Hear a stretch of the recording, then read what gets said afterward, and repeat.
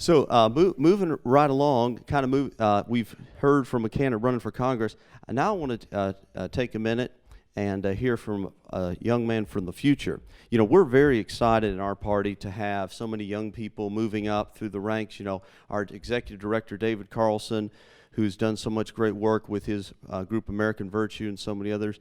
Well, a few weeks ago, I was introduced to a young man who is at a very prestigious very prestigious internship basically over the summer called the Blackstone Fellowship. And some of our most distinguished conservative leaders across the country have been alumni of the Blackstone Fellowship. And this young man is from right here in Noonan, Georgia. So I think you're going to be hearing today from a future judge of the United States Circuit, or I'll just be ambitious and say a future Supreme Court justice. This young man is a Georgia Tech graduate. Don't hold that against him. We need smart people in judiciary, so we need techies. Exactly. And I'm very pleased to welcome Andrew Babbitt to the stage. Just real briefly, he is currently a law student at New York University Law School. He graduated from Georgia Tech, as I said, with a degree in computer science, so you know he's smart. While at Tech, he was very active in a Christian student ministry, as well as the Georgia Tech College Republicans. At NYU, he is an active member of the school's Federalist Society. Yep, another good one. And has been co-leading a Bible and will be co-leading a Bible study next year as part of Christian Law Students Association. Again, that's another good one. And this summer he is interning with the Blackstone Fellowship as well as the district attorney here in the Coweta Judicial Circuit. So hopefully y'all will not have to have any interactions with him professionally over this summer. But please join me in welcoming, I'll be optimistic to say, a future judge in the United States Supreme Court, Andrew Babbitt. Nothing like a big build-up, eh? Really setting the bar high for me. Well, thank you so much for being here, and I appreciate the optimism of putting me on the Supreme Court. Maybe when we have Congressman Bennett there, he can talk to the Senate. Yeah, Senator Bennett can help get me through that process. As was mentioned, my name is Andrew Babbitt. I grew up as a military brat, moving all over the place. I was fortunate enough to end up in Georgia. I went to high school down in Warner Robins and went to undergrad at Georgia Tech. And currently, as was mentioned, I'm at NYU and working here in Noonan at the district attorney's office, where my family's also moved up to Noonan recently, and this has been a wonderful community so far. We've really loved it here. So first, I'd like to thank Mr. Brant Frost and the Coweta County GOP for inviting me to speak with you all here today. It's an honor to be here, and I'm truly grateful for this opportunity. Today, I'd like to discuss some observations about changes in the Republican Party and the opportunities they afford. Love him or hate him, Trump has left a significant impression on the Republican Party. And that impression is changing up the voter demographics for the parties. There's been much discussion the past several years about how Trump performed poorly in the suburbs but got an outsized share of the blue-collar vote. But there's been less discussion about how Trump mostly recovered the minority vote share that George W. Bush received. The easy explanation here is to point out that in between Bush and Trump, we had our first African-American president, Barack Obama. However, I'd like to propose what I believe is a more complete explanation. To start, Obama changed the game. The Obama campaign and administration made race a central feature, especially in his second term. The Democrat strategy of an intersectional coalition and emphasis on equity and equality really took off during this time. This created a lot of tension in society and, I would say, actively hurt race relations in the United States. When Obama first took office, Gallup reported that 70% of white adults and 61% of black adults thought that race relations were very or somewhat good in the US.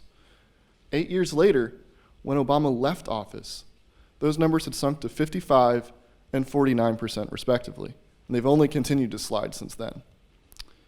This begs the question of, why did Trump increase his share of the minority vote compared to Romney and McCain, while race relations, or the perception of them, is getting worse?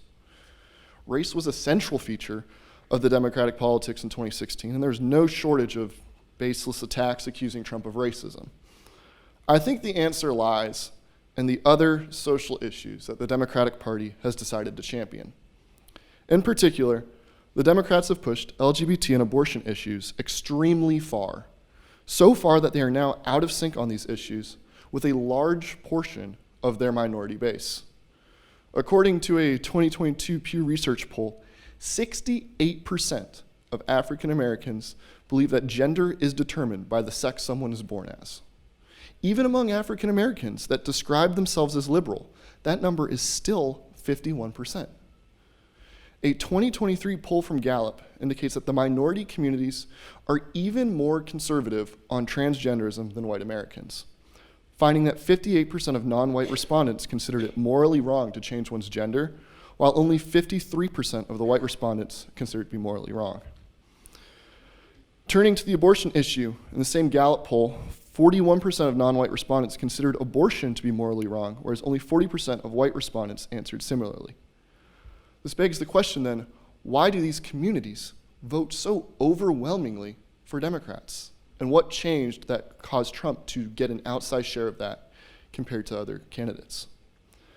The Democratic Party has fully embraced the abortion and transgenderism agendas, advocating for essentially no limits on abortion whatsoever, and pushing gender transitions for ever younger groups of children.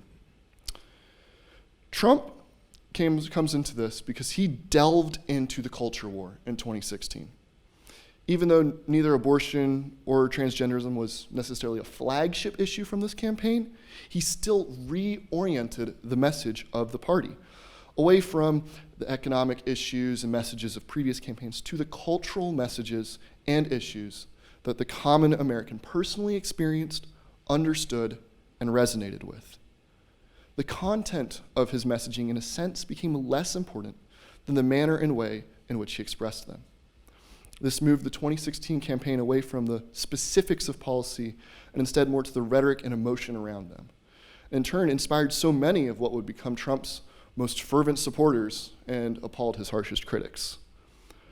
I propose that the bridge between the Trump campaign's rhetoric, the Democrats' radical social agenda, and the increase in minorities voting for Trump is this changed the public's perception of the Republican Party in a way that started to resonate more with minority communities.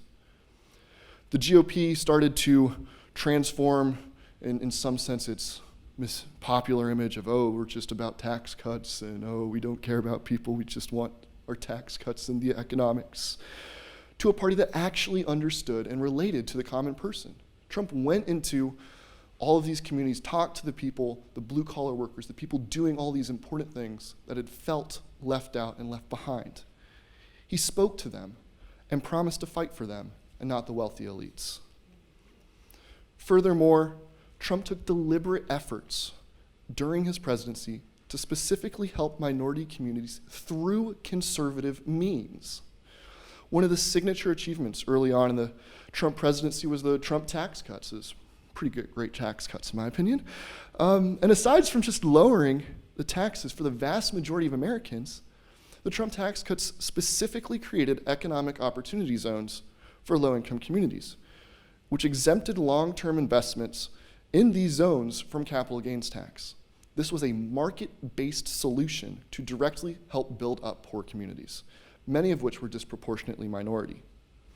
Secondly, Trump passed the First Step Act reforming sentencing, especially regarding nonviolent drug offenses. I realize this policy is much more controversial in conservative circles, but is undeniably a statement from Trump that he sees the problems plaguing these communities and wants to help.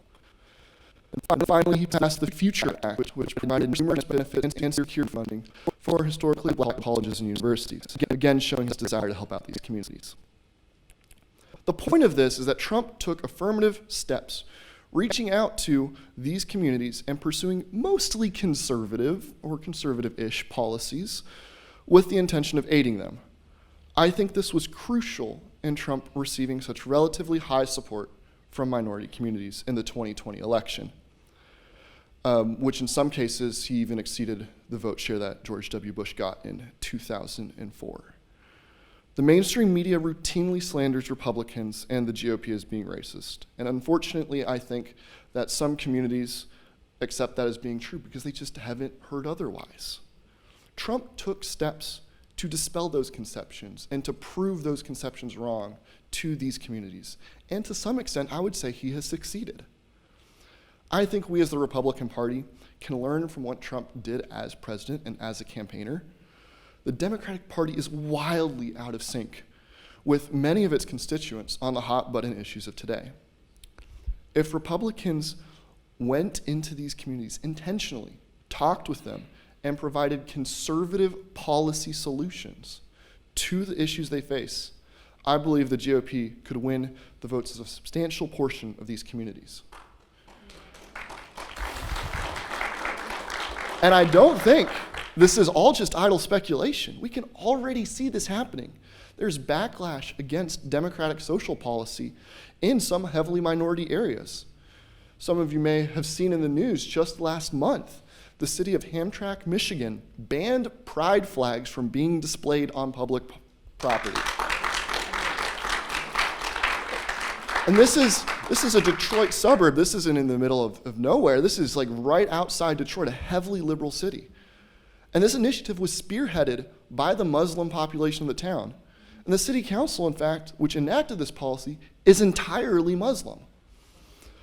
Events such as these have led MSNBC host and former White House press secretary Jen Psaki to claim that Republicans are recruiting Muslim Americans against the trans community. Alternatively, I think that devout Muslims just have much more in common with conservative Christians and the Republican Party on these social issues than with the Democratic Party. And if you look at the Hispanic communities, they still have a very significant portion that identifies as Catholic. And much of the Black community still identifies as Protestant. Those who sincerely follow their faith and are Democrats or Democratic voters are likely feeling at odds with their party, especially on these social issues. This is the opportunity for Republicans to step up and step into these communities, showing them that we do care about them and that they have a home where they are welcome within the mantle of the GOP. This is what Trump tried to do during his presidency, and this is the opportunity that his presidency has given us. It is up to us to choose not to waste it.